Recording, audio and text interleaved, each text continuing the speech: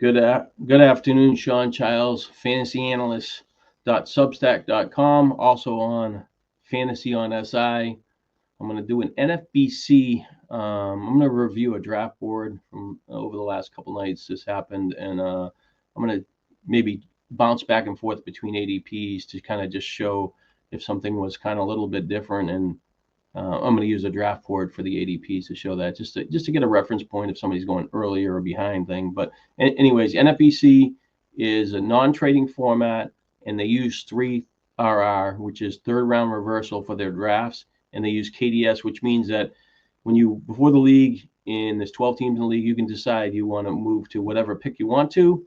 If you get names get picked, if your name gets picked out of the hat first, you get your first choice, and so on. So eventually, like you could really want to move to, say, pick 9, and you could be the 6th or 7th person out, and nobody takes it, and you still could get your first draft choice. So it kind of rewards people. More teams end up getting draft picks they want, and a lot of people like to move to the back end.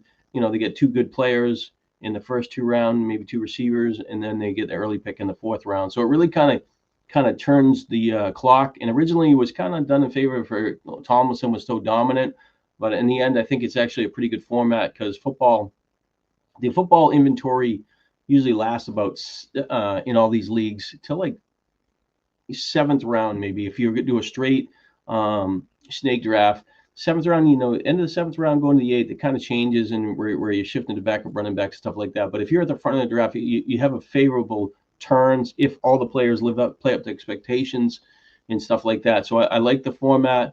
So in the 3rd round, it reverses. So it's basically picks 1 and 2 are really kind of picks 11 and 12 when it starts rounds 3, 3, and 4. And I really think that in this format, like if there's a 14-team league, even with a 3RR, you can't defend the drop off in the position. Meaning that if you're drafting like 1 and you get a really good pick on round 2, even though that it switches the other round, the quarterback inventory ends up making it to the 3-4 turn. In this format, with 6 points for a touchdown, it kind of becomes an advantage to take a quarterback. And sometimes you don't want to take one early, but just where they score so much, like if you would have got last, like I'm looking at the ADPs, and I'll switch it to in a second there. But right now Lamar Jackson gets close to the end of team 2 in the 3rd round.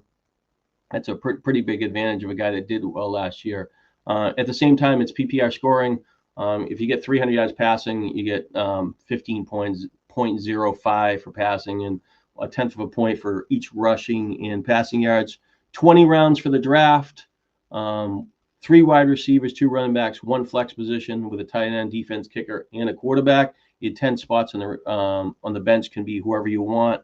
And so let me see here. We'll go over to bring up it's an ADP draft board for the last few days. It looks kind of kamikaze, but it's not really how the drafts, end up coming out. When you're looking at team 4 or 6 straight wide receivers, this just shows the pockets of wide receivers where it goes. And if this was like, say, 20 or 30 drafts, the structure would look a little bit better. But it's more of a reference point just to see what's going on in this format. So this is the real draft that happened last night. And this some pretty, I said last night or the last few days or whatever, but yeah, it happened last night. I'm not lying to you. But so what it is there's some, I don't know all the names of the players that are in the league or anything like that. I know a few of the names, and, it doesn't really matter, because even if you see somebody that does a lot of drafts, they're going to be picking in a different draft slot. The draft flow changes, and ultimately maybe in that range from like 9 to 12, when they got some back end players that are trying to fill up the roster, they will kind of dictate who they want and maybe give a tell. Not that's really that big a deal. I did an article on fantasy on Substack.com where I did all of Chad Schroeder's drafts from the NFFC last year. There was a ton of them, say 60 to 80 between the main events and the high dollar leagues. And I did the FFPC, all the main events, and it was like over 100. And I just kind of showed all those draft boards, and I could see, the waiver wire moves and how he did in cash and stuff like that. And it's really kind of set it up where somebody really wanted to look at what he did, they could kind of get a feel for it. The only thing I could stand out that I remember from doing it is that in a lot of the high dollar leagues that he took the wide receiver from the Jets, last year. He took let me look at his name, Garrett Wilson, at pick 9 in a lot of leagues as a foundation player. He was still pretty good last year, but he wasn't like didn't end up being like a real dominant, score a bunch of touchdowns, and Aaron Rodgers didn't help him. But like stuff like that. So, but he also didn't have like Jamar Chase on a lot of teams. So at the end of the year, you need that combination to win the overall, and maybe Bijan Robinson's, whatever the structure is. So it'd be hard to get Chase and Bijan Robinson together in a main event because both basically first round draft picks. It was possible to get Gibbs at some point in the second round because he dipped because of an injury. But anyway, so this is the draft. Like I said, and Barkley went first in that, which is kind of a outlier. Pretty much it's Chase is the running back, the wide receiver that gets picks first, and Robinson and Gibbs tend to be second and third, and Lamb. That's the top four, kind of in the rhythm. So that Barkley's a great player, had come off awesome season. He doesn't get enough passes. So if he just gets like 1,700 yards and maybe 30, 40 passes, he really kind of needs those touchdowns. And Jalen Hurts is a guy that kind of, is going to steal half of them. So he, as dynamic as he was last year, if he got all the touchdowns and a few more catches, he would have been unbelievable. And he potentially could have broke the rushing record if he played, I think that last game there. But anyways, dynamic player, really good foundation. Should be competitive again this year. Is he going to be the best running back this year? He was ranked in the top 3 last year. I know Robinson came on late, and Gibbs actually he was the second highest scoring running back. Gibbs ran him down by playing that extra game, and then I know he helped Teenage Wasteland Gordon Gekko win the main event.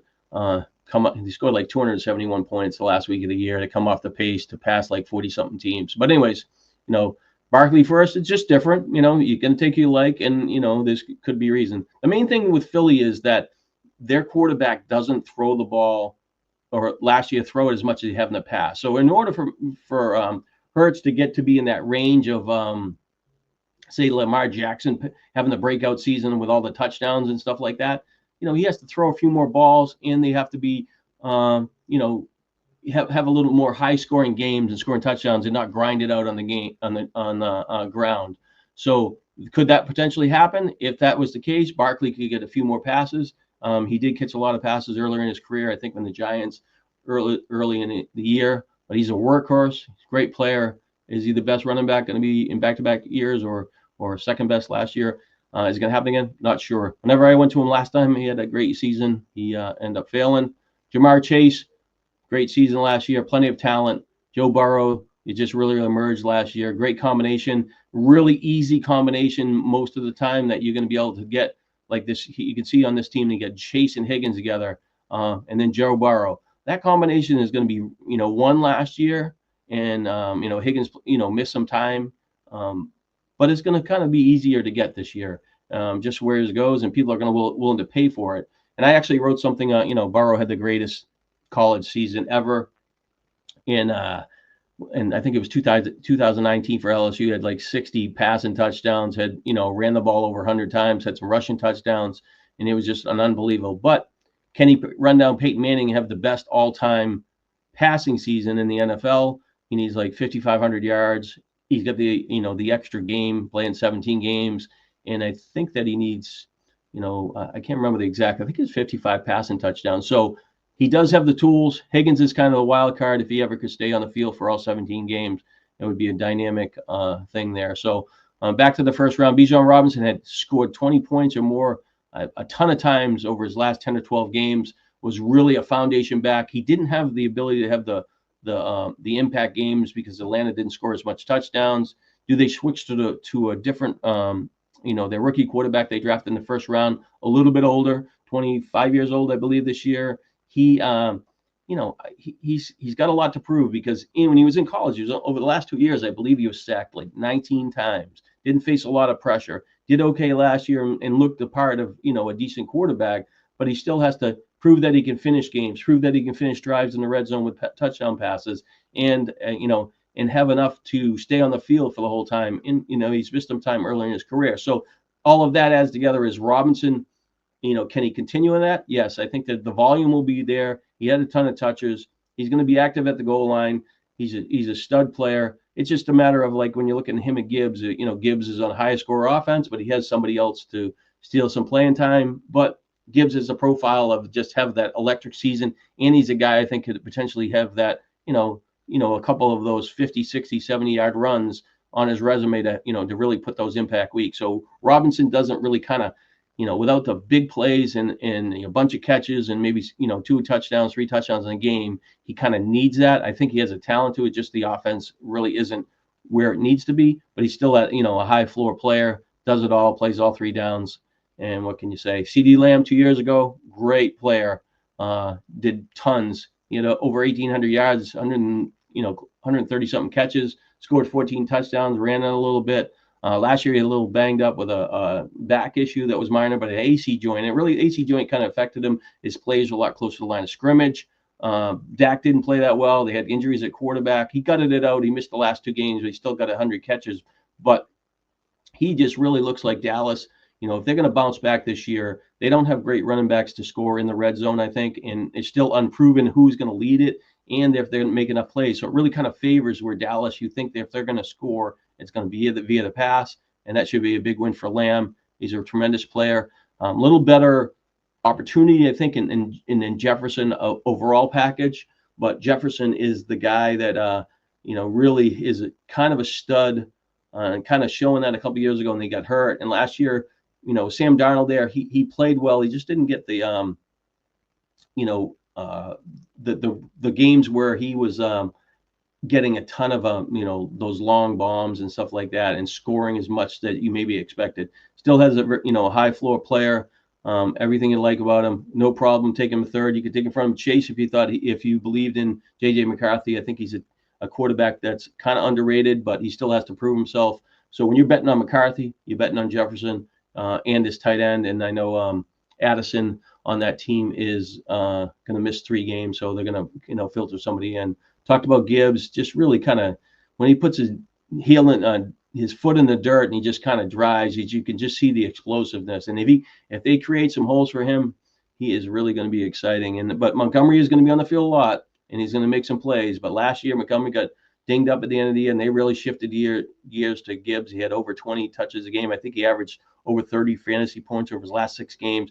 Really a tremendous player and a great foundation piece. So, all of these first 6 players are really good players. Puka Nacua got banged up last summer, started to fall in drafts, missed some time. But when he came back, they just instantly, he gets all those short yardage stuff. They give him a couple runs a game, and he just gets the volume of touches. And he's just kind of a physical guy, and that really does invite a little bit of injury risk. Last year, the Rams receivers led the NFL in targets, catches, receiving yards. I think over 81% of their passing yards were via wide receivers and a high number of catches. So that it's everything favors that the ball, if the Rams are going to move the ball via the pass, it's going through their wide receivers. Big win for Nacua. You can make a case for him if he can add touchdowns to that equation, which he hasn't gotten in his 2 years, like, where I'm saying he hasn't got like double-digit touchdowns. If he gets double-digit touchdowns, he's going to be, unbelievable all-around high-ranking thing. My projections came really high with him based on his expected opportunity and how many times they throw. And they really just don't throw to the running back position. So really great player. Brian Thomas got moved up in this draft. He's, usually at the end of the first round, maybe early second, but he ended up being, I think, the 4th highest scoring wide receiver in PPR leagues last year. He really came on at the end of the year, even with Matt Jones playing quarterback. Beginning of the year, they kind of had short targets, but he still made some big plays. He averaged like 14 yards a catch or something like 14.7, 10 touchdowns. And he should repeat his opportunity. The head coach was the offensive coordinator for Tampa Bay last year, and him going to Jacksonville, hopefully they can unlock the Trevor Lawrence keys so that this offense could be a little better. You pair him with Hunter, their tight end gets a little bit of downgrade. In the past, their running backs, caught some balls, but they threw to the tight end a little bit more. So I think the running back position could be a little more active. The third receiver on this offense really doesn't stand out. So it really favors, Thomas. So I would expect him to make that progression, kind of like almost like a parallel of Jefferson, where he can get, over 100 catches, 1,500 yards, double-digit touchdowns. And when I did his profile a couple years ago when he was a rookie, I thought he was like a cross between like Mike Williams and Randy Moss, which is kind of wide, but he was like basically a big receiver that could make big plays and score touchdowns. Is what I was trying to get at. There's Michael Thomas isn't even not Michael Thomas. Michael Williams is not even close to Randy Moss as far as career path, but he is capable of having big games, and Brian Thomas is that type of player. Ashton Jeanty is the running back that had an unbelievable year for Boise State. The Raiders get him. It's kind of an unknown. They changed in the quarterback, different coach, but the coach should lean on the running back position. He's going to catch some passes. I don't know how many touchdowns, but he's going to be capable of. I would think that by default they're going to score, pretty good in the red zone, and double digits should be the norm for him. But he is going to be active. They're going to feed the ball a ton. So there's no complaints about him. He a guy that sometimes slides in the second round, but in this format, it usually favors wide receivers early. But we're seeing a lot of running backs get drafted in the first round and the second round. So, but he's a top 12, 14 player. Exciting. Only had like 3 carries for -1 yards. I saw some sarcastic tweets on Twitter or X that a good player saying something about him, and I don't know if it was tongue in cheek, hoping that he slid in drafts, so that was more favorable to him. I talked to a friend of mine, and he really said that Devon Achane is the best running back in the league, and was really excited. Draft him area, he would take him second overall, and really pumping him up. And I get it. Really good player, exciting, can catch the ball, can make big plays. The problem is I don't trust Miami's offense. The quarterback, can throw the ball good, but he has concussion issues in the past. Tyreek Hill was a great player 2 years ago, stepped back last year, got a little nicked up with something going on right now. So in Waddle, as last few years, you got that injury tag, and they traded away the tight end. So if things go sideways, and then you throw in the fact that he's a kind of on the smaller size at running back, and the workload could lead to an injury. So there's enough factors for me to get like where I would take him at the right spot, but I'm not necessarily like even Bucky Irvin over him, and Irving's going to split. I would think that I would take Irving just because I think Tampa's overall pieces to the offense are better, and I would prefer him in the second round, and I would pass on him. But that's my personal opinion. And then I'm not dismissing his talent, and I'm not saying that this other person I talked to is wrong. It's just that I'm just not seeing his profile the same as that guy. Christian McCaffrey, he's kind of slid in this. He was kind of sliding where most of these drafts he was early on. He was going like pick 6 overall. And I was thinking about it. I was like, he can do it all, a special player, but he had that calf issue. And I just have a feeling that's going to, catch him this year. Again, San Francisco is kind of similar to Miami, where I think they could go backwards. Everybody likes Kittle a lot. Purdy has been a proven quarterback over the last couple of years. He can throw the ball, made it to the playoffs, got to the Super Bowl. But the wide receiver structure is a little bit different. So there is some risk of those receivers that get nicked up. Pearsall's, in that breakout type, had a couple of good games last year, but he was injured in the beginning of the year. Doesn't have a big, massive resume at college. So can he stay healthy for the whole year? I'm not sure. He's not getting moved up, but he's important. They lost Debo in the offseason, and the other receiver, which I'm drawing a blank because I'm looking at this draft, but Juwan Jennings had a really massive game last year, and he's a good player, but he's got like calf injury, and that's lingering, and he's already shown something. So this guy is already nicked up. So is that a ding for him and a win for Pearsall and the other receiver, which is I'm gonna have to kind of get to it when I get there because I'm talking too fast. But so like in a nutshell, McCaffrey could be great, but he needs the rest of the team to be healthy. When he's on the field, he's going to get a lot of stuff, touches and touchdowns, but there is a chance that goes sideways. Is he a value at 11? Yes. If you're going to draft a lot of the teams, is he worth a couple of shares? Absolutely. Is he going to be the target? For me, no. Malik Neighbors, there is people drafted him 3rd overall, really like him, as top receiver, even 4th. to me, he had 170 targets last year, was really good. Crappy quarterbacks, plays for the Giants. Volume was his friend last year. But, we got a veteran quarterback, Russell Wilson, in the Giants. I could just see them slowing it down, ball control offense, throwing the ball 32 times a game. He will be active. He didn't make as many big plays, say, as Thomas. Is he going to get 170 targets again this year? He had 4 or 5 nicked up injuries last year. He's got something going on over the summer. Maybe it's minor, but nothing major. The profile looks good. The talent looks good. It's just the Giants don't excite me, the quarterback, and it's just like when this team took St. Brown. For me, St. Brown, the last 3 years, been top 7 receiver, top three, destroy scores a lot, and he probably fits in the similar profile of Neighbors, as not making as many big plays, even though Neighbors might have that other gear where he could make bigger plays. But the touchdowns, he had 7 last year. I think St. Brown's had 10, double digits back-to-back years. But I just think the offense at Detroit is so much better and get a little more consistency. But as a pairing, that's a really good pairing. We switched to Nico Collins, who has been an unbelievable over the last 2 seasons at times. And he was a guy that got drafted out of Michigan.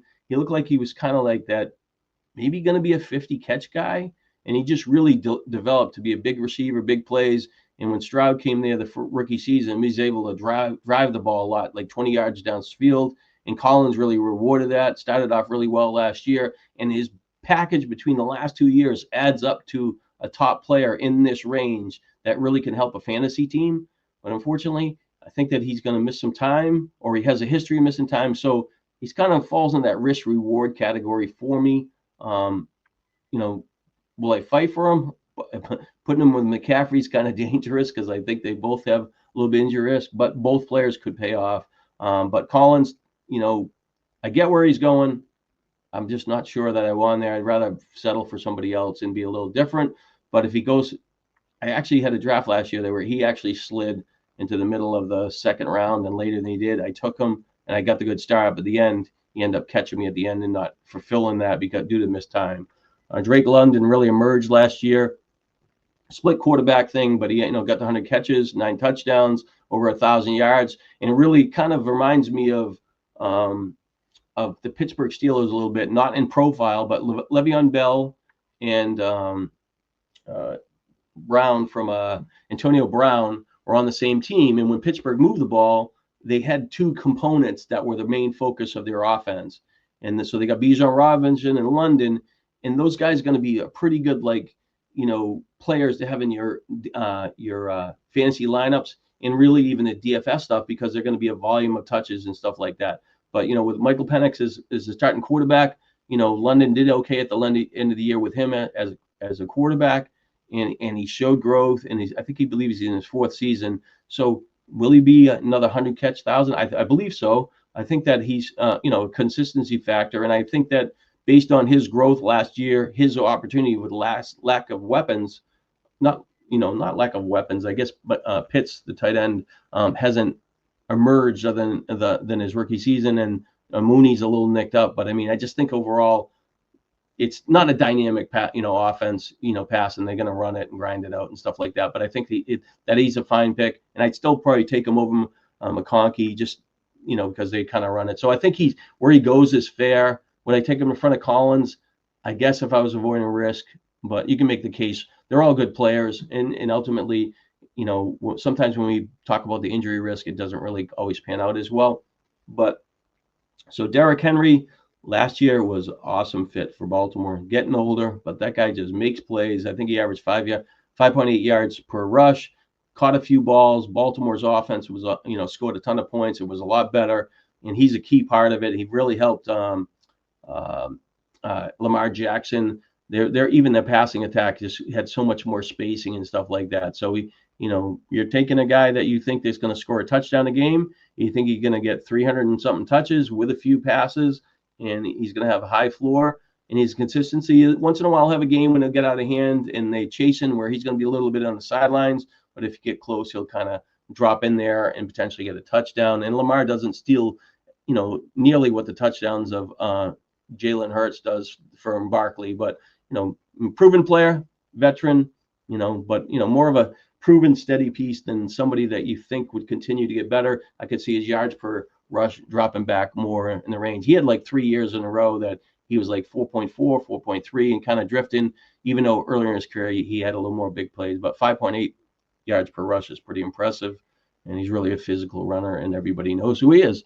So Bucky Irvin really came on last year, was the second fiddle in that offense, but eventually became the top dog. Rashad White kind of faded off at the sunset at the end of the year. A little smaller back, but really kind of showed that he was going to be an impressive player, kind of like a poor man's A-Chain as far as that, but more competition for touches. I know White's a little banged up, and on this particular team did a good job of taking Sean Tucker, who really didn't touch the ball a lot last year, but he did have one impact game, and that just shows that he's capable of being that rotational back and helping this team. So, so I really kind of, I think he fits. The next running back off the board was Chase Brown. Irving, Brown, coin flip. Probably Irving looked like a better profile, but if you want a piece of a higher scoring team that's going to throw the ball a lot more and less competition touches, I think Chase Brown would probably be that guy. And I do like that situation a lot better in Cincinnati. He did get nicked up in the last year, but based team profile, that's just another part of the Cincinnati offense. I'd rather have Jamar Chase with Chase Brown and Burrow than Jamar Chase, T. Higgins, and Burrow, and somebody will be able to get those combinations as well, and that will be interesting to see how that plays out this year. I did an article for Fantasy on SI comparing in Ladd McConkey and A.J. Brown, and Brown missed 4 games last year, but still was pretty productive, and he kind of fit the profile of what you thought, but he had a lot of low target games, and Philly ran the ball, so he had a better chance of disappearing a little bit, where McConkey just really was kind of that steady volume guy that had the potential to be a 100-catch receiver. They did add Keenan Allen that changes it a little profile a little bit, but I think that it affects the second and third wide receivers on this offense a lot more. So that's an interesting. I would, because of the number of potential catches, I would take McConkey, even though I think Brown has the potential to be a lot better player and offer double-digit scoring. But I need Philly to throw the ball 32 times a game. I think they threw the ball 448 times last year. And when you look at that, you're like, that's really, really low. Joe Burrow completed 460 passes last year. He had more completions than Philadelphia threw. So that just shows how much less of an opportunity is. But, that was last year, this year. And then the problem with Hurts last year is that when he had the ball a lot and he was trying to make plays downfield, he would take it down and run and take the yardage rather than wait to make that big play. And that was kind of a change for him. But a couple of years ago, when he had chances to get the ball downfield, his pocket really held up really well, and he was able to stand tall. And that's when Brown and the other receiver second receiver for Philadelphia was able to have another, a 90-catch season. Devontae Smith, I'm searching no draft board, just talking too fast. But anyway, good player. Chase Brown talked about him. Garrett Wilson got a nice contract, gets to play with his college quarterback. Fields really had a nice year with G.J. Brown and a couple of years ago for the Bears, and really didn't have a great passing opportunity as far as passing attempts. Hopefully, Fields has had a little toe issue. Hopefully he stays healthy, and he hasn't done that for the whole year, but he's going to lean on Wilson a lot because their tight end is banged up. Their rookie tight end they drafted in the second round, banged up. Their second and third receivers aren't that great. Breece Hall is a guy that's going to be active in the passing game. They talked about it a little bit, and he even paired him with him. So it's kind of a similar situation when I was talking about the Pittsburgh Steelers. Wilson and Hall are going to be big players that are going to move the ball in this. For the Jets, unfortunately, their defense is a lot better, and they're going to try to ball control it with the quarterback and the quarterback run. Can Fields run the ball as well he did a couple years ago in Chicago? I'm not sure. He made some really explosive plays, and that does invite risk. But Wilson, by default, I think he is going to be the 100-catch guy. Is he going to score double-digit touchdowns? Not sure. But, based on opportunity, really solid pick. If you want to take him over A.J. Brown just on maybe a consistency factor, that would be okay with me. You could take him over McConkey, as well, because he probably falls in a range of a similar range as catches and yards. And it will be interesting to see if his yards per catch go up this year compared to what he did with Aaron Rodgers. Brock Bowers. I really like this with this team here, dear, because it was a little bit different. Because you're taking that foundation running back that you feel like you have an edge, and then you're taking that tight end that's an edge. And most people are looking at it like, do I want to take a tight end that early? But it does make a lot of sense, and especially where he's in a range where he's going to get some decent receivers over the next 3 or 4 rounds. But some drafts are going to break better than others in this kind of team build, and that's going to allow some other players. So if somebody does a lot of leagues and they play in it, they don't have to really jump guys up the bat of the board, move players up in their draft board. They can take some players they like and they become value. So in this particular case, he got Harrison, who is a really nice player that really underachieved his potential last year, but he could make a further step and maybe be that 80 catch, maybe 1,100 yards, get the double-digit touchdowns because he has the size, and that would be really kind of needed to be him to be a top receiver. And then he end up taking, McMillan, who's a rookie quarterback with size, and that this is really putting a stamp on he's believing in him. But at the same time, when you're looking at Pickens, he's going to be a second wide receiver in Dallas, make big plays, and you think this is a much better, favorable opportunity, not only for him because of his talent, having a wide receiver one in front of him, but the number of passes from Pittsburgh to Dallas thrown by the quarterback is going to be a lot more. So his opportunity should be a lot higher. So what does he look like as a player? Can he be an 80 catch guy? You could probably think of him as 70, 1,100. I think he had 1,300 yards a couple years ago. So these are the little comparisons you're looking at. And then last year, Jameson came on for Detroit, high scoring team, missed a couple games, 58 catches, 1,000 yards, scored some touchdowns, ran a couple, and did okay. I would think that Metcalf is a guy who would be a drop down going to Pittsburgh. Sutton did well under Bo Nix. In the past, he's kind of underachieved expectations, but that offense did progress. He is the number one wide receiver, and he should be active. So the Harrison, McMillan is interesting. Would DJ Moore be more proven than him? I would think so. Rice after him, he's going to potentially get suspended. If he wasn't going to suspend him, he was going to play all year. I think that he would go in front of a lot of those receivers, but there's still speculation he's going to miss maybe 3 or 4 to 6 games. Xavier Worthy really didn't have a great opportunity in the beginning of the year and really didn't show that they changed their usage last year, how he was in Kansas City's offense, and he really kind of came on late. And you would think that if Rice misses some time, he would be rewarded. So I'm just trying to talk about those wide receivers in a row. So is the McMillan guy the best choice? He obviously is the upside choice. And the quarterback for Carolina did play at the better at Bryce Young played better at the end of last year, where he showed the ability to make plays with his legs. And if his wide receivers are improved, it's going to create more chances. So that's an interesting combination. But I think it's a viable structure. Like I said, but my point I was saying earlier is that in another draft, you might get somebody else that slid, like say Devontae Adams slid to, the Bowers, and then Harrison made it to the next round. I think that would be a little more proven and maybe be a little bit better because you're not betting on McMillan coming in this year, but maybe this year he's going to be the Brian Thomas and be a breakout type receiver.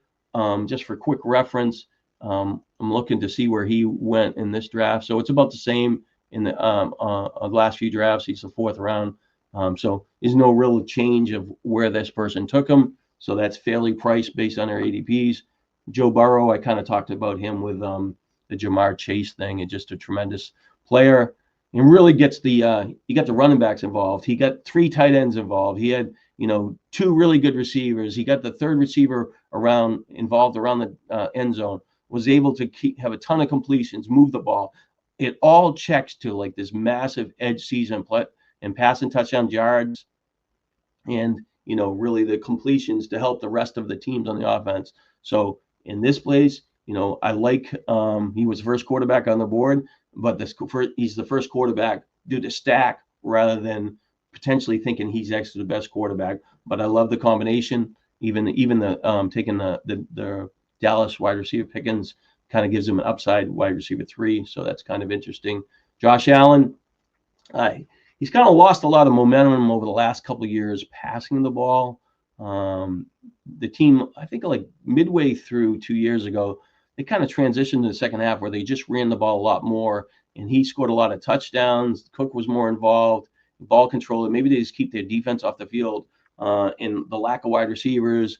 And Kincaid was all right that year. I think he had 76 catches, but they just the front of their wide receiver core just hasn't got to where I would think it's dependable, and it should be a little bit better if Keenan Coleman can develop and Kincaid hopefully can bounce back off a down season. So for Allen, he's going to score double-digit touchdowns. He's really a beast running the ball. He's just physical. He's going to throw the ball, and he just has a way of making plays. But for him to get a little more, say, get close to what Lamar Jackson did last year, he needs his wide receivers to do a little bit better. And his number one receiver, Shakur, had like 60, 70 catches last year. He's a little banged up with something. I think he could potentially miss some time.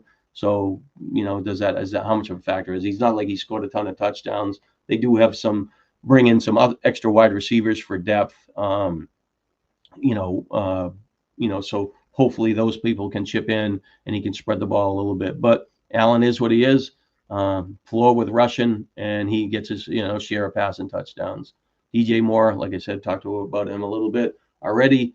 I won a lot of money with the Bears offense when Fields was there, and he played really well. I think he was. I don't know if I had him in that stack. I didn't have Moore in that stack for some reason when I won the money. I ended up having Mooney in there in Komet, but he's but more just really didn't click with Caleb Williams last year. His just timing was off, and hopefully that another year in the system it bounces back. But we'll see. Jalen Daniels, he was tremendous rookie season. He was slick. He ran the ball with a look in upfield. He was just looking to take what the defense gave him. He wasn't a kamikaze. He wasn't looking to get hurt. He made these tremendous plays in biggest moments of the game. He was really exciting. They brought Deebo Samuel in, but in order for him to kind of you really want Terry McLaurin to be back in that offense. And I think their second tight end could emerge this year. And with Ertz played really well and was helpful last year, but he's getting older. And is that repeatable? He's almost in that range where he's been with Travis Kelce. So that's kind of important. But they do run. He runs a lot, and you like what he does on the field. So in that range, could I take him over Lamar Jackson with one of his receivers out? I think I would probably lean on Jackson, but I have no complaints about that. Lamar Jackson, mentioned him a little bit when I was talking about Henry. Just really, we had the two tight ends last year, and he didn't really. One of those tight ends didn't have a massive year, but they did score 18 touchdowns, and they had a bunch of yards and catches. And Flowers a little nicked up, kind of didn't do where you thought he would get to, but he was still helpful. And I think he missed the last game or two, and maybe in the playoffs. But the wide receiver for his second wide receiver, Rashad Bateman, I really like how he developed last year. He didn't have massive catches, but he made big plays. He was able to get open in the end zone. And it was just kind of a signal that this guy could be better this year. And I think he was an important part of Jackson be able to get the ball downfield. So I really like what Jackson did, but relies on the running game as a foundation, but he can get a lot of those passing touchdowns, and he threw the ball in. I would really like Jackson in Baltimore to win a Super Bowl. I think that was, be fitting for, he's been a winning quarterback, and he just needs to get there, and there's a lot to like there. So Rice, whatever the off the field incident was, just, something that shouldn't happen, but it's a factor in his profile. But, what's his price point? Is he a wide receiver 3? If he misses time, is he wide receiver 2? If he stays healthy, doesn't miss any time, is he wide receiver 1? In these type of main events in the NFFC, there's going to be a range. We got an early, we're at, the 11th day of August. There's 2 or 3 weeks to go. The people drafted late are going to have a little more information, which potentially, if he has a suspension, that's going to knock him down the draft board. and they're going to create a better value for him if he does play. So, but if he does play and play the whole year with Worthy, and if Kelsey can be, stay healthy, I think that's going to be a really interesting combination. And I really like Jalen Royals as the kind of the developmental wide receiver that might surprise in this offense. So Mahomes, but as a potential, if these guys are on the field to kind of get a rebound, because he used to be the guy as far as fantasy, and he's still the guy as far as winning Super Bowls and make it to the championship games and doing all that. But as far as fantasy, he has kind of slid down the draft board a little bit. So George Kittle, everybody loves him. They get rid of a couple of wide receivers. Ayuk, I guess I was talking about Ayuk. Was nicked up also when I was talking about the other McCaffrey. Ayuk is the other receiver. He's going to miss some time. I think he's out longer than everybody thinks. That's more of a factor for me. But most people think that Kittle really benefited last year, and he has the ability to make big plays and score touchdowns. He scored 11 one year, and he's just going to be active. But sometimes this stuff just doesn't line him exactly right for back-to-back seasons. So I don't know if I'm going to be in that camp where I'm going to pay for him based on him being like the number one, receiving option in this offense. He certainly has a chance to do that. He tends to miss a game once in a while, or a game or two during the season. But his body of work has been pretty impressive in his career. So that's where, but if you want a tight end early, it's just a matter of you're going to believe in the 49ers, and this particular team has McCaffrey and Kittle with Collins. And so I skipped that. I skipped a couple players there because I was jumping around there. So I got to go back through that because I did the third round backwards. I apologize that I was at the other end of the draft board coming out of second there. So I'm going to shift back because I went to the wide receivers, Chase Brown. So Kyren Williams signed a big contract for the Rams. They brought in two of their backup running backs are kind of similar profiles where you think they're going to be really good runners, but not big pass catchers. So that's going to be an interesting development to see if they can steal some of Williams' touches. But he runs hard. He scores touchdowns. He will catch some passes. He's not going to be impactful. Breece Hall, I talked about him as a little bit when I was talking about Wilson. He was a guy that underachieved last year's profile. Will he bounce back? He gets definitely, I think he's about the 14th running back off the board this year. So now he's, instead of having to be a top 3 or 4 running back where he was drafted last year, now he's 14th. That's a much more favorable position, especially when you consider that he should be, he's pretty active in catching the ball. Not sure about the touchdowns. They're going to mix in another running back, and you have a quarterback that could steal some touchdowns. So Hall might need to catch a few touchdowns via the pass. So I don't think that he's going to get 10 touchdowns rushing the ball. I'm not sure of that. Like I said, so it's a kind of an interesting dilemma there. I'm going to back up to and I'm doing the third round backwards just because I didn't go with a 3RR. But I'll go back to Jonathan Taylor. Jonathan Taylor, I think a lot hinges on if Richardson is a quarterback, he has more threat of losing touchdowns. Taylor has more threat of losing touchdowns to the quarterback, and there's fewer potential catches there. And not that Taylor's going to catch a lot, but he can catch the ball decent. He's just not in the right offense. And they do have favorable wide receivers, and they added a tight end. So they have Indianapolis could be a lot better passing the ball if they're willing to throw it. But I don't. Daniel Jones might be a better fit than Richardson. Richardson just has his inaccuracy. His completion rate is pretty poor. So that's kind of a interesting situation there. And then we're going to go to Josh Jacobs. Last year, coming off kind of a down year, the Raiders went to Green Bay. Wasn't like the main factor out of the gate, and then Love got banged up, but he was really, really, really a good player once he got rolling, really active around the goal line, made big plays, caught the ball, and just was like a person that like was meant to play in Green Bay in the cold and did stuff. So he kind of falls into that really kind of that good, really good RB2 situation where he has more upside because he can score maybe a touchdown a game if Love in that offense passes the ball and they can progress. And Love kind of struggled last year in the second half after his injury. Receivers didn't get as open as much. They added Royals to hopefully make big plays. We'll see if that pans out. Hampton is going to split time. Najee Harris got something to do with his eye, and he sat out. But Hampton's kind of moved up more because of that. But Hampton, is kind of one of those backs that can do it all, be a 3-down back. But he's definitely going to be in a split situation there.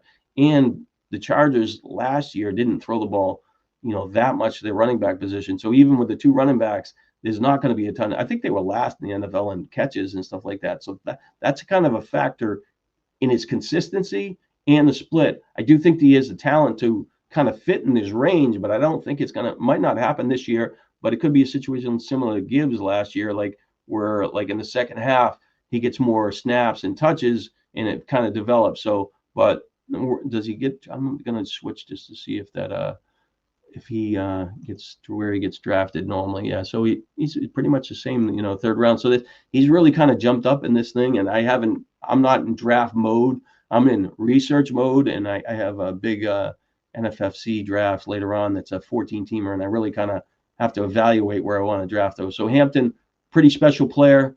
I'm not sure it was going to happen this year. And then we'll go back to the other end and try to stay in the flow, and I'll kind of piecemeal this and try to be a little more rhythm with this. But, Jackson Smith-Njigba, really progressed last year, high volume catch guy. Got Sam Darnold coming in, who made big plays last year, but he also took sacks, and that got exposed in the playoffs. Seattle will run the ball a little bit. They brought in Cooper Kupp. Can he maintain that high floor in catches? I think the talent says that. He had that one really good season at Ohio State. Is he a better player than McBride? In fantasy-wise, I'm not sure about that, because McBride's rated pretty high for me in catches this year. Just seems like what's his name? Kyler Murray just likes to dink and dunk and look for him. And McBride's missing link is that even in college, he didn't score a lot of touchdowns. And then, if he could get those touchdowns in that 7, 8, 9 range, he would really, really help his fantasy value to get to a higher level.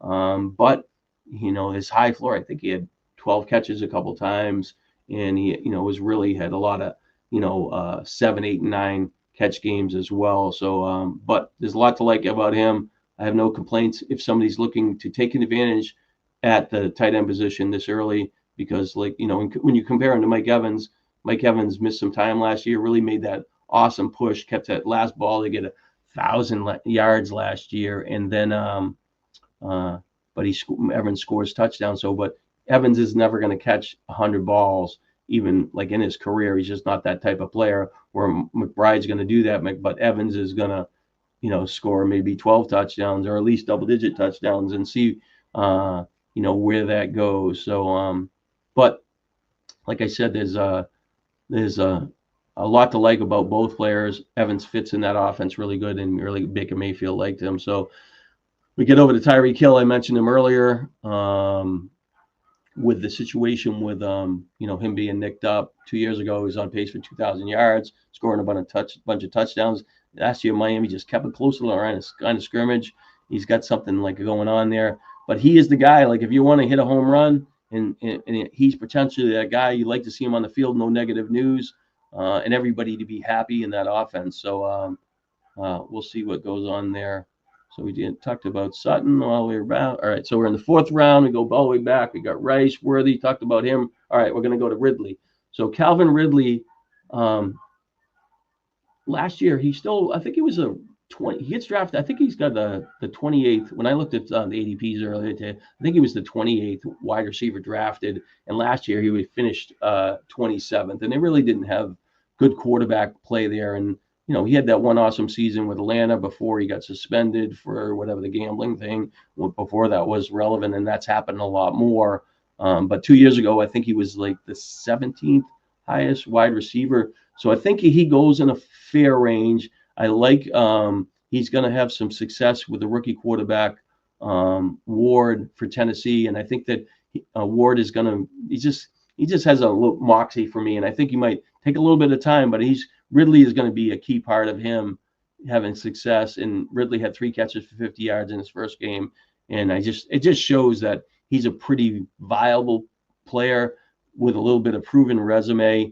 When you go look at Chris Olave, a couple years ago, he had a really good season, really likable, but a couple concussions last year, nicked up and missing time. And then even with they got a terrible quarterback. Like, I would take Ridley over him all day long this year. And even Jalen Waddle is a talented wide receiver, but injuries have caught him the last 2 years. And you would think the opposite of Hill, like if all these two receivers were healthy, that Waddle could be more explosive. But Ridley gets a little bit of consistency factor. But Waddle is in that offense. Like 2 years ago, it kind of did click in the pieces. And if they do come back, and I'm not in their camp, but their potential is there to be a lot better. Devontae Smith is another guy in Philadelphia. All three of their receivers last year missed some time. That could have been a factor where Hurts threw less. But he's a guy that's just kind of has a consistency factor as far as like overall production for the whole year. But there will be games where he gets less chances. But he's got 90 catches. He's got yards. He's scored touchdown. He can make big plays. He just needs the same thing as AJ Brown. He just needs the Philadelphia to throw the ball more and the quarterback to have a little more time to get the ball downfield. But when you're coming into the season and you're playing Philadelphia, you're looking to stop Barkley, and that could open up their passing game right out of the gate because teams will have all summer to kind of prepare for that. Kenneth Walker had a really kind of up and down season last year. He looked like he was going to be really helpful, missed some time. His backup running back, Charbonneau, when he filled in for him, I think he averaged well over 20 points in like 3 starts. And that package for Seattle kind of worked last year.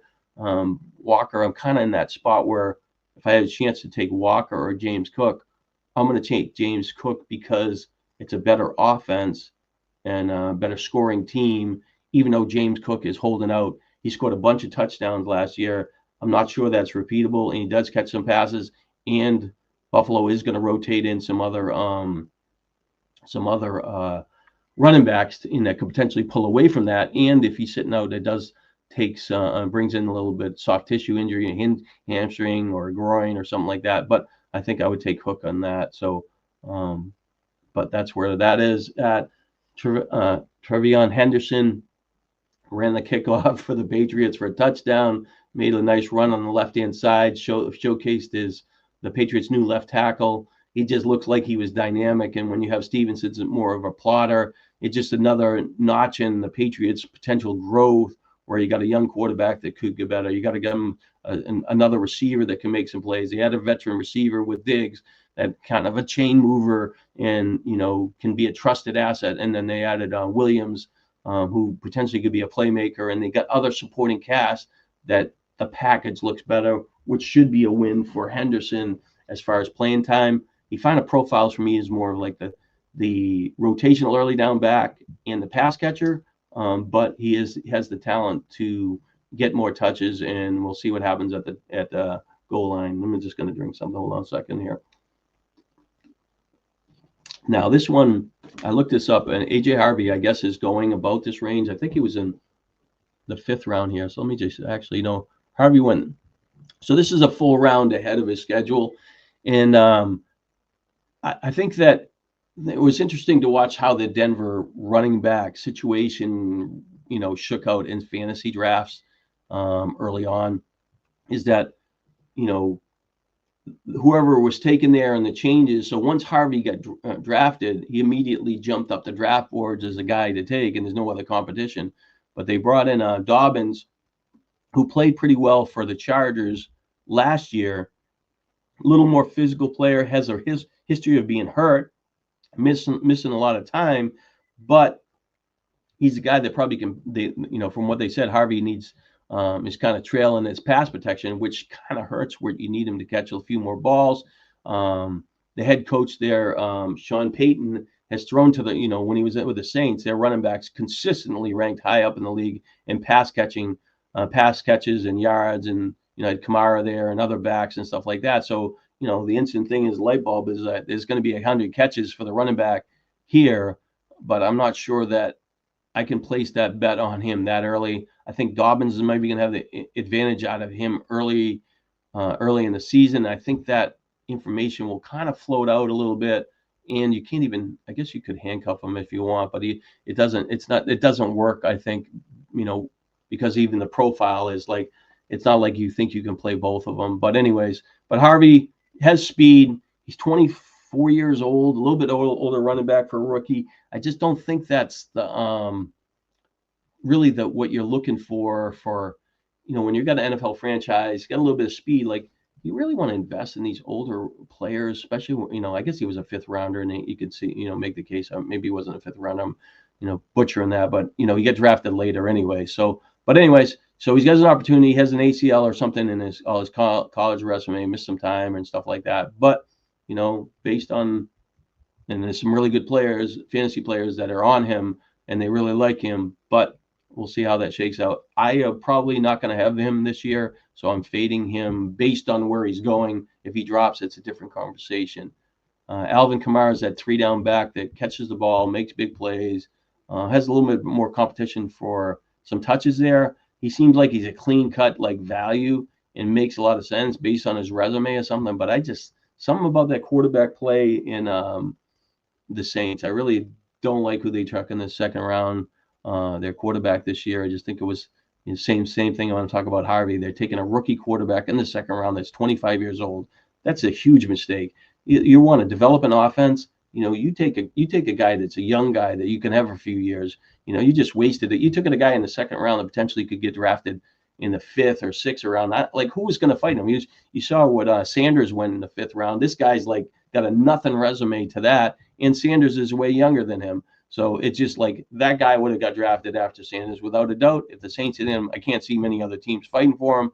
It's a huge mistake. I think he's going to be a dog, and that's a factor for the Saints offense, who I already think is going to be bad. And everybody's probably on the same page where they think they're going to rank poorly. They're not going to drive the ball, less chances to catch it, and score less touchdowns. So, but potentially Kamara could get traded. But, sometimes those bad quarterbacks hang these receivers out to dry too. So that could be a factor there.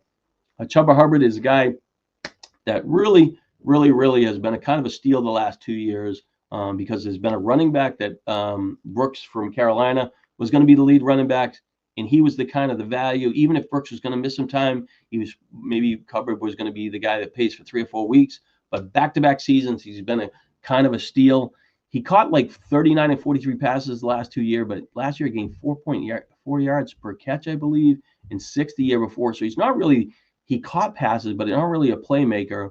But he had volume of touches. He had a big game, and that worked as an asset. They brought in Dowell from Dallas, who isn't a high-profile running back, but he does enough to catch the ball, and he had enough success. I think Dallas gave him like 280 touches last year. So he is going to get in the way, and I would think that he would get some of the chances on the passing down, and he would get some of on things. So I don't think Hubbard's as clean a ride as everybody thinks, but now you're paying full price for this guy that's really not, to me, an explosive player.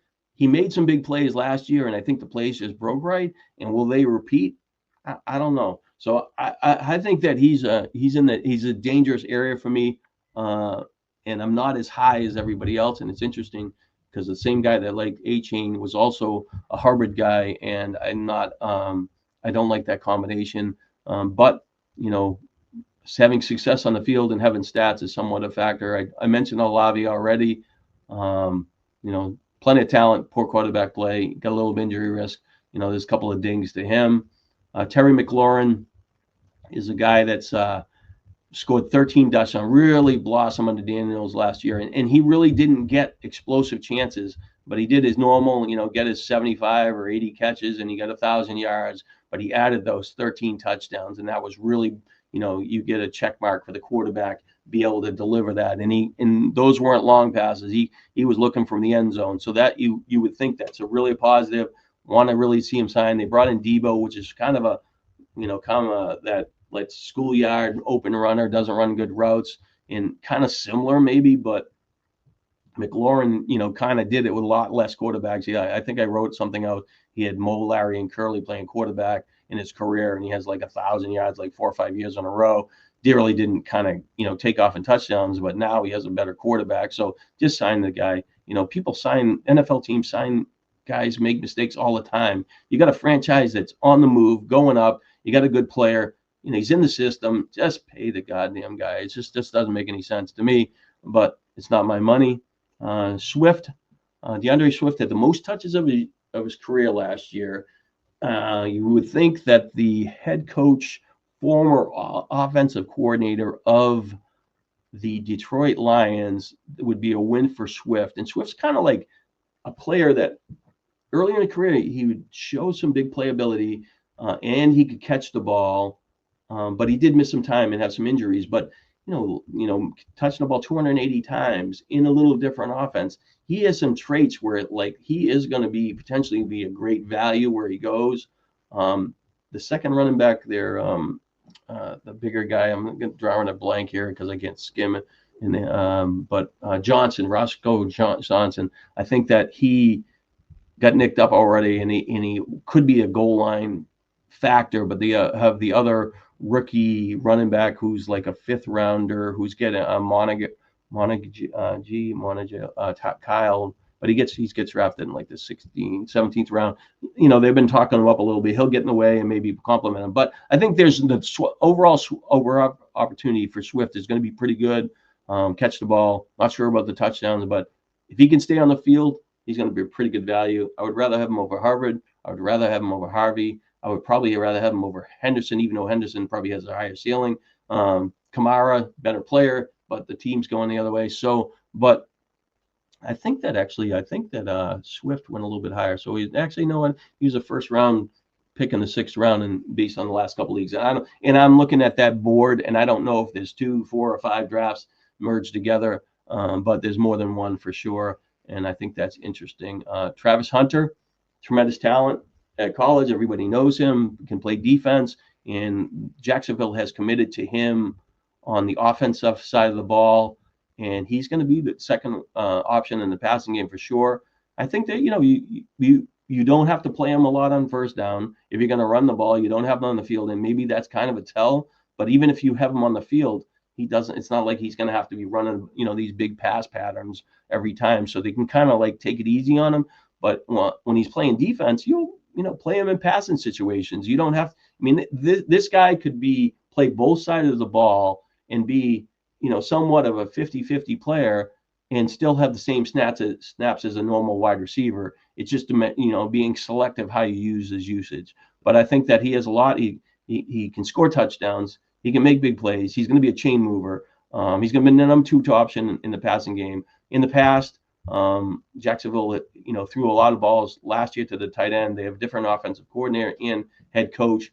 I think that he, without a doubt, is going to be active, and we'll see if they throw the ball more to the running back position. But like 70 catches is possible, 1,000 yards, and we'll see what happens. And if he flashes in the preseason, but he's right in this range where you can see that, it goes Hunter, Igbuka of I hope I'm not pronouncing that thing from Tampa Bay, upside guy, upside rookie.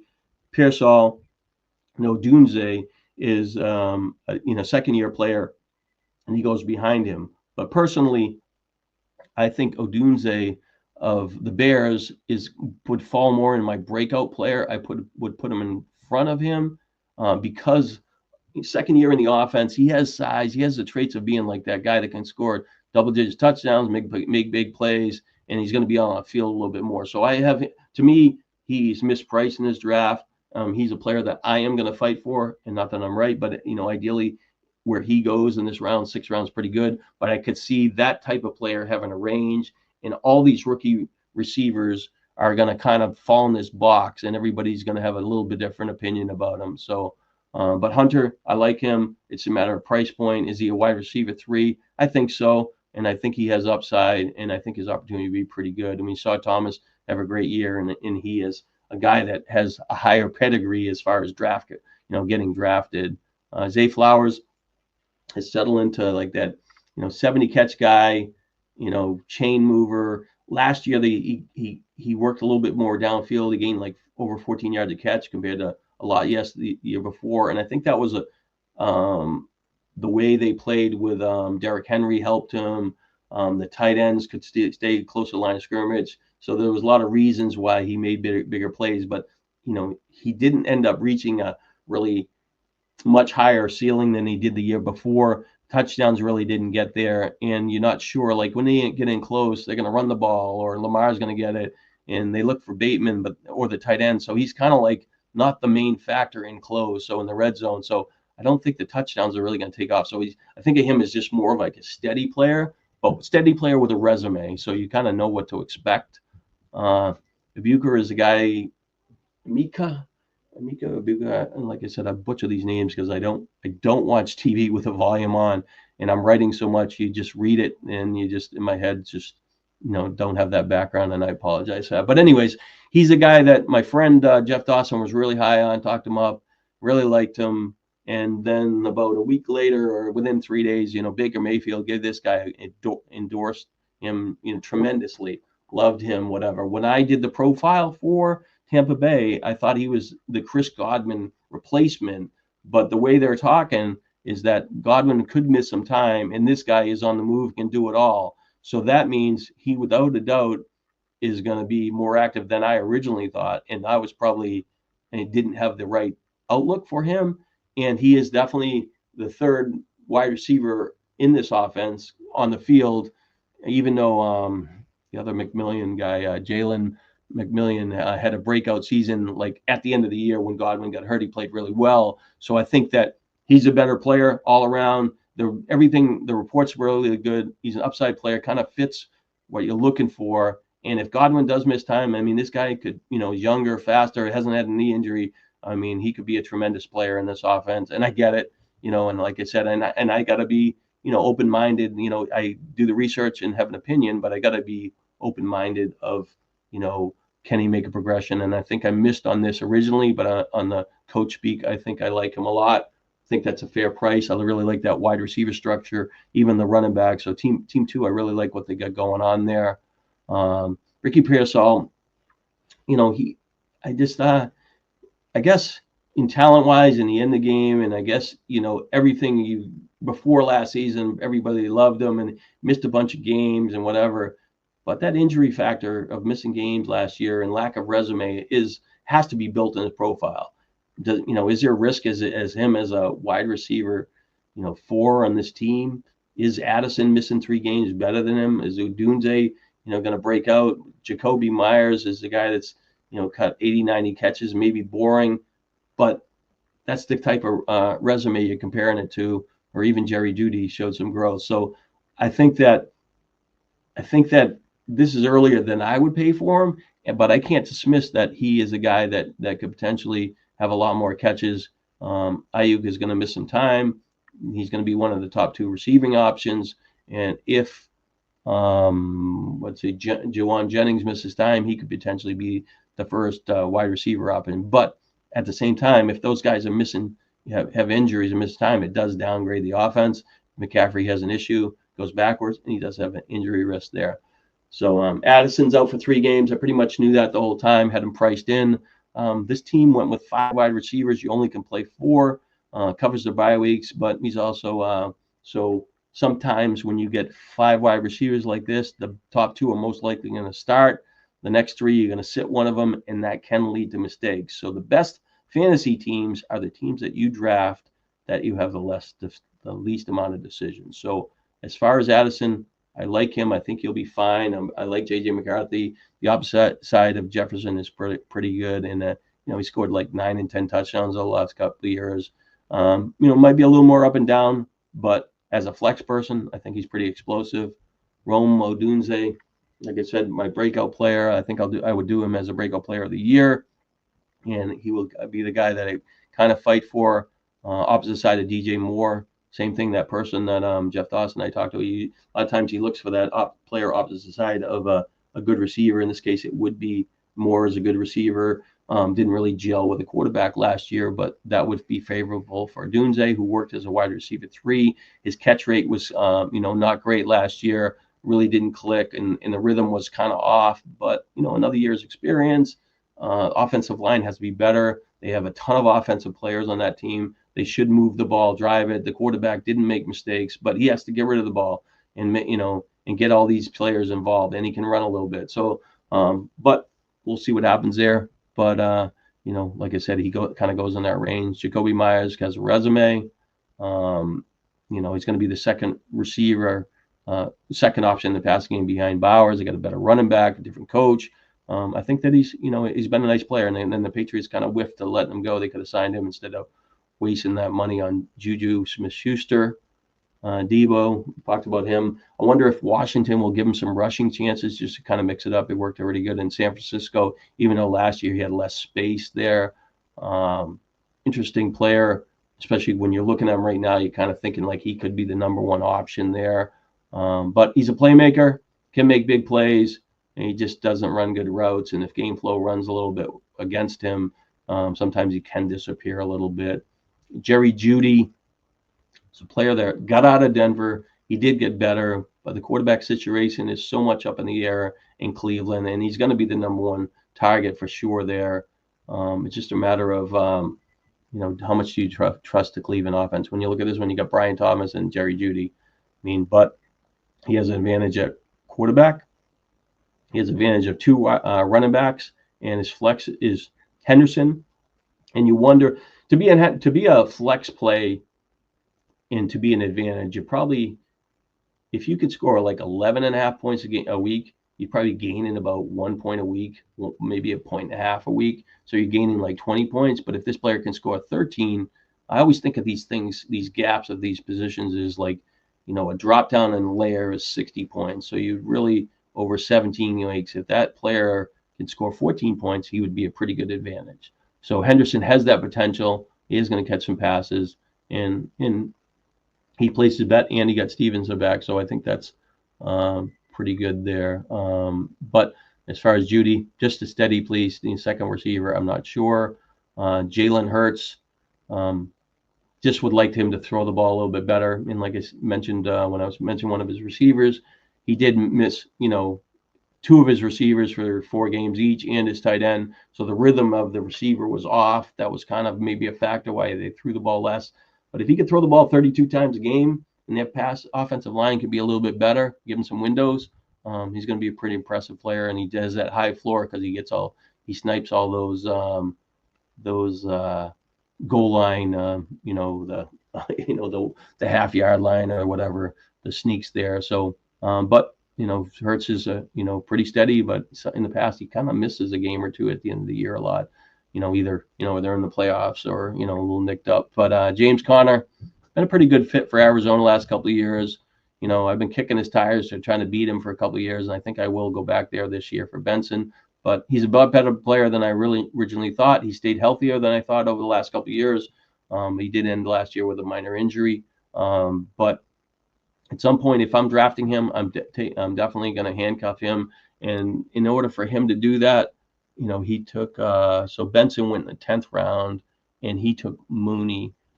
He took Mooney in the 9th round. So I would rather and make sure I get the handcuff there in this particular case because I'm, leery of it. And I'll just look at I'm just trying to see where Benson went, and maybe he was trying to execute that, and Benson does go later. No, Benson was, his ADP was in the 9th round earlier. So Benson actually slid a little bit in this draft, but he was most likely not going to make it back to this team. So I would have potentially would have taken, moved up him and just protect that guy. But I might be looking at like he has a little more injury risk than most. But I think he's a good player when he's on the field, just by his handicap, and based on what he's done, I think that's a fair price for him. Juwan Jennings had, like I said, broke out. Everybody kind of likes him. I think he can be more consistent and do stuff. Should be the wide receiver 1. I'm not 100% where he sits with the calf injury, but his value, his ADP seems to be falling a little bit. And let me see Jennings. Jennings, where I'm not seeing him right away. It's not jumping out, so I'm kind of butchering it. Yeah. Come on, you're staring at it and you're telling me he's right there. You don't see him. Yeah, he's got to be over here higher. So, wow. He's somewhere. Yeah, so anyways, I'm not going to stare in this thing all whatever. I'm probably missing over. I'm looking too quick. But anyways, there's Jennings right there. So he was at the end of the 6th, 4th. So that's about where he went in this one. So the end of the 6th round. Yeah, so that's about where he's going. I don't know. But there is injury risk. Pollard, Spears got a little nicked up. Pretty impressive, last year as far as touching. I think he had over 300 touches. He's played pretty good for Dallas. Didn't make the big plays. A lot smaller holes. Poor, the quarterback stuff. Didn't score enough touchdowns. Hopefully the offense is a little bit better this year. This guy is going with 2 tight end Tennessee players there as foundation pieces, which would be kind of tricky to execute there. So, but with Spears getting, I think he has a high ankle sprain. I think he does get in the way and catch some passes. He does have a little more injury risk. And Pollard, can he continue to get that high volume of touches? He makes sense. He kind of like is that guy when you go from Swift. Look at go to Swift and it goes all the way back to Connor and then Pollard. Like Pollard, fits the mold where you think he's going to get touches, maybe not an advantage, but a piece to help you build your team. And this went about an hour and 15 minutes. So I don't want to kind of continue to tie up this long thing, but I will see what the reaction to this is. And I talked a lot, and we'll see what happens. And I can probably build from this, or maybe even use the same draft board and maybe talk about the next 6 rounds in another video, and at least kind of go, try to educate you, feelings on players and what's going on. And I'm all doing this kind of cold talking, and so it's a lot to take in, but it's good to analyze the draft board so you can make some decisions. And ultimately, even in football, you can have the greatest players you want, but you ultimately, at the end of these, especially high stakes stuff, you need these guys to play the best at weeks 15 to 17, where you can win the big money. But some of the leagues, other people play to just win their league. So hopefully I educated you a little bit. And I definitely will do maybe tomorrow the next 6 rounds. Just because I think it's important to continue on the flow where we're at and talk about the players and stuff like that. And this stuff is, like I said, is coming out, flying out of my head when I'm talking about it. So thanks for listening and good luck.